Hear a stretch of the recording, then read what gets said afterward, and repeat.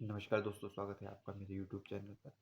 आज हम चर्चा करेंगे प्राइवेट मेंबरशिप बिल के बारे में। भारतीय संसद में सरकार का हिस्सा न होने वाले किसी सदस्य द्वारा पेश किए गए विधेयक को निजी सदस्य विधेयक कहा जाता है।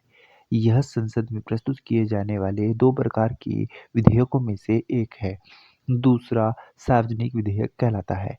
सार्वजनिक विधेयक आमतौर पर सरकारी मंत्रियों द्वारा पेश किया जाता है। इसे सरकारी बिल भी कहा जाता है, जबकि गैर मंत्री सदस्यों द्वारा प्रस्तुत किए गए विधेयक को निजी सदस्यों के विधेयक कहा जाता है। आइए इसके बारे में और जानते हैं।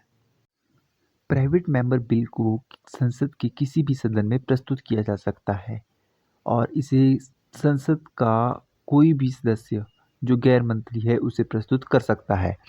संसद में मंजूरी की संभावना इसमें काफ़ी कम होती है और सरकार की स्थिति पर इसमें कोई प्रभाव नहीं पड़ता है। संसद में इस बिल को इंट्रोड्यूस करने से पहले 1 महीने का नोटिस। किसी प्राइवेट मेंबर बिल को एक्ट बनने के लिए दोनों सदनों में पारित करना आवश्यक है।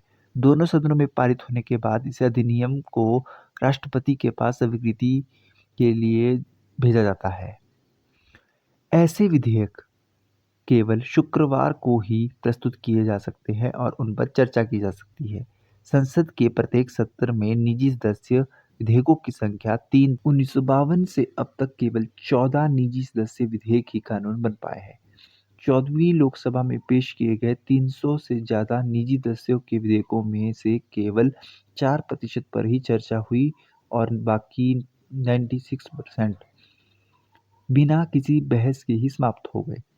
भारतीय संसद में पारित मुस्लिम वक्फ विधेयक 1952, भारतीय पंजीकरण विधेयक 1955, संसदीय कार्यवाही विधेयक 1956, दंड प्रक्रिया संहिता विधेयक 1953, महिला एवं बाल संस्थान विधेयक 1954, दंड प्रक्रिया संहिता विधेयक 1957, सांसदों के वेतन एवं भत्ते विधेयक 1964, हिंदू विवाह संशोधन विधेयक 1963, सर्वोच्च न्यायालय आपराधिक अपीलीय क्षेत्राधिकार का विस्तार विधेयक, प्राचीन एवं ऐतिहासिक स्मारक एवं पुरातत्व स्थल और अवशेष विधेयक 1954, हिंदू विवाह विधेयक 1956, अनाथालय एवं अन्य धर्मार्थ गृह विधेयक 1960, समुद्री बीमा विधेयक 1959, भारतीय दंड राष्ट्रपति इस बिल पर भी अपनी वीटो का प्रयोग कर सकते हैं।